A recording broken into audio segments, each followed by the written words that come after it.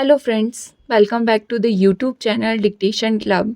आज का डिक्टेशन आनंद मासिक पत्रिका अंक 32 से लिया गया है, जो कि अलग अलग स्पीड में आपको मिल जाएगा।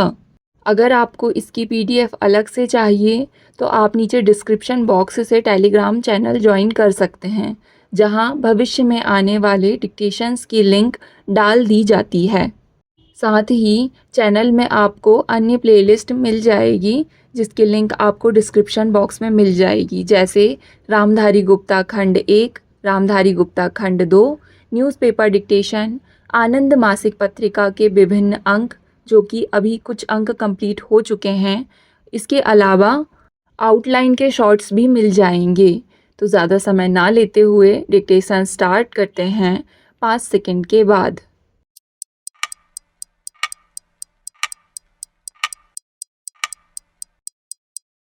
स्टार्ट।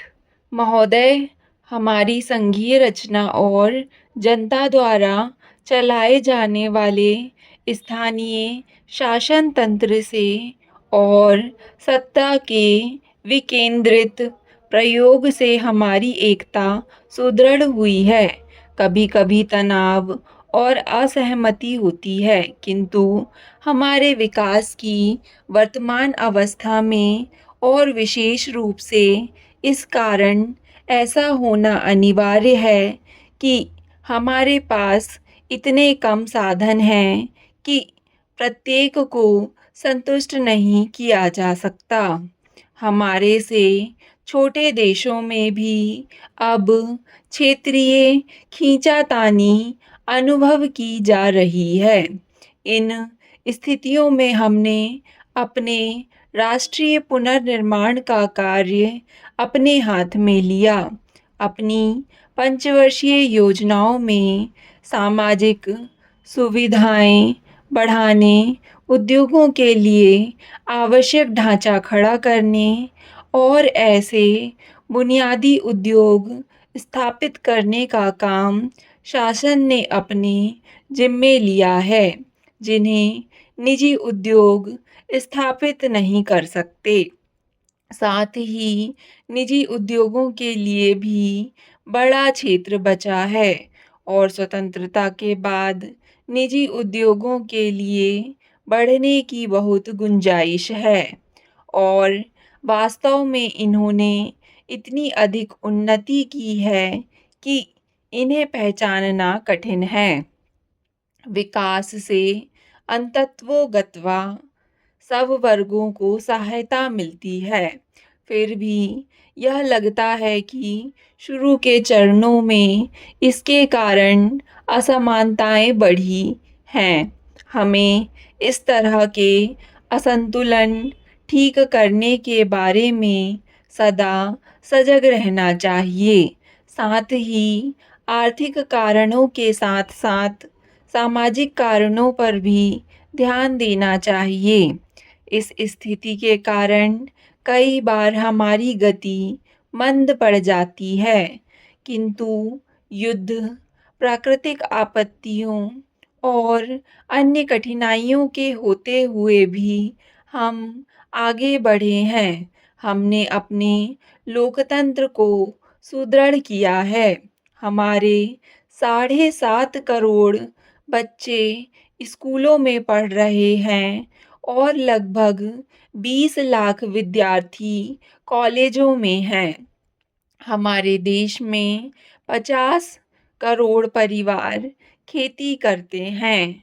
खेती ही हमारे लिए सबसे महत्वपूर्ण है। पिछले 55 वर्षों में खेती के विकास के लिए आवश्यक ढांचा स्थापित किया जा चुका है और 23 करोड़ एकड़ नई जमीन में सिंचाई होने लगी है। हमारे किसान नए ढंग से खेती करने लगे हैं और उन्हें खेती के लिए आवश्यक चीज़ें दी जाने लगी हैं। उनकी समस्याएं हल करने के लिए वैज्ञानिकों को सहायता ली गई है और आज हम अन्न की दृष्टि से और सुदृढ़ हो गए हैं। कृषि के सुधार के लिए लोगों को रोजगार देने और स्वावलंबी बनाने के लिए हमें उद्योगों की आवश्यकता है। उद्योगों का हमने 3 गुना विकास किया है और कर रहे हैं।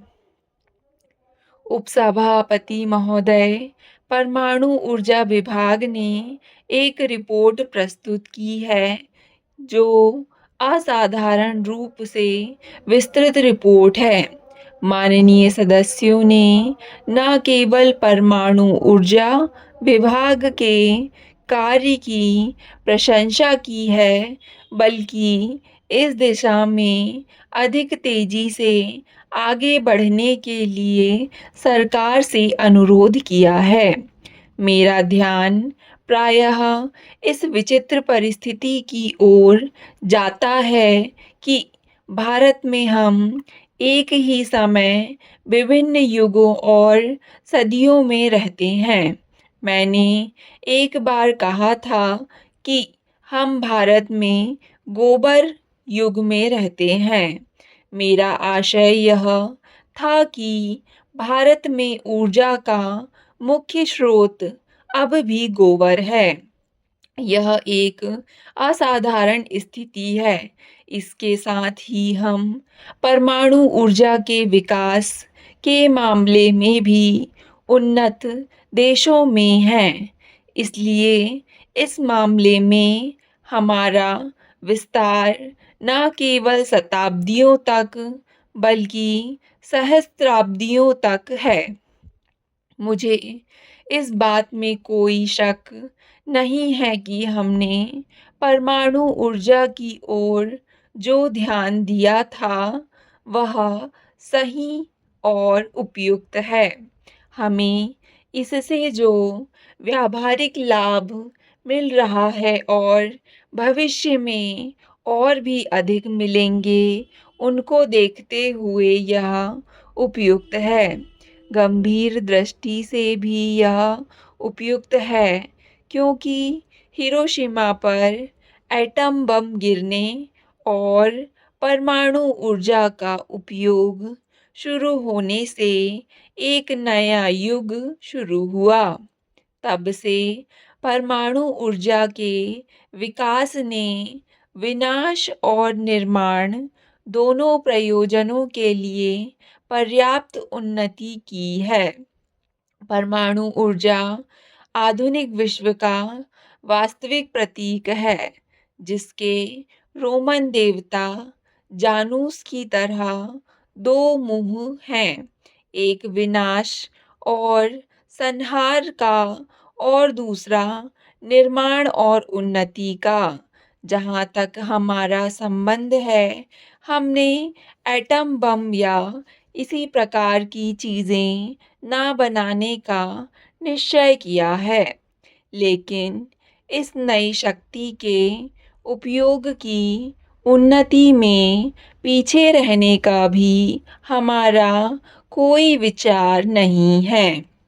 यह सच है कि जिस देश ने परमाणु ऊर्जा का पूरी तरह विकास कर लिया है, वह अंततः इसे अच्छे या बुरे प्रयोजनों के लिए उपयोग कर सकता है। मैं आज जो कुछ कह रहा हूँ, वह आवश्यक नहीं है कि भविष्य में लोगों पर कोई बंधन होगा, लेकिन मुझे आशा है कि हम इस देश में ऐसा वातावरण बनाएंगे जिससे कोई भी सरकार भविष्य में इसका प्रयोग बुरे प्रयोजनों के लिए नहीं करेगी। जिन माननीय सदस्यों ने इस संबंध में अपने विचार प्रकट किए, उन्होंने परमाणु ऊर्जा विभाग को उचित बधाई दी है। उपसभापति महोदय, परमाणु ऊर्जा विभाग ने योग्य वैज्ञानिकों को चुनने और उन्हें अपेक्षित प्रशिक्षण तथा अनुभव प्रदान करने का काम किया है और कर रहा है। इस प्रकार विभाग ने युवा वैज्ञानिकों का एक बहुत अच्छा दल तैयार किया है।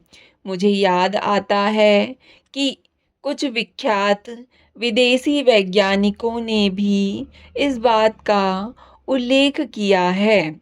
जब वे ट्रॉम्बे जाते हैं तो परमाणु ऊर्जा विभाग में जिम्मेदार पदों पर कार्यरत नवयुवकों के बारे में अवश्य कहते हैं। मैं चाहता हूँ कि हमारे दूसरे विभागों में भी ऐसे पदों पर नवयुवक हों। भारत संसार के उन गिने-चुने देशों में है जिन्होंने ईंधन तत्वों के निर्माण की तकनीकी का विकास किया है। यह एक महत्वपूर्ण उपलब्धि है। आंकड़ों से पता चलता है कि ईंधन के लिए जो भी कार्य किया गया है वह उचित है और यह भी कि हमारे द्वारा सोच समझकर ईंधन निर्माण सुविधा पर 81 लाख रुपए खर्च करने के बाद जिसमें से 40 लाख रुपए विदेशी मुद्रा थी, हम प्रति वर्ष 45 लाख रुपए की विदेशी मुद्रा बचा रहे हैं और अधिक उत्पादन से अधिक बचत कर सकेंगे। जहाँ तक अप्सरा का संबंध है, 4 वर्ष में परिचालन स्तर बढ़ा ही है। स्टॉप। डिक्टेशन पसंद आए तो वीडियो को लाइक तथा चैनल को सब्सक्राइब ज़रूर करें। धन्यवाद।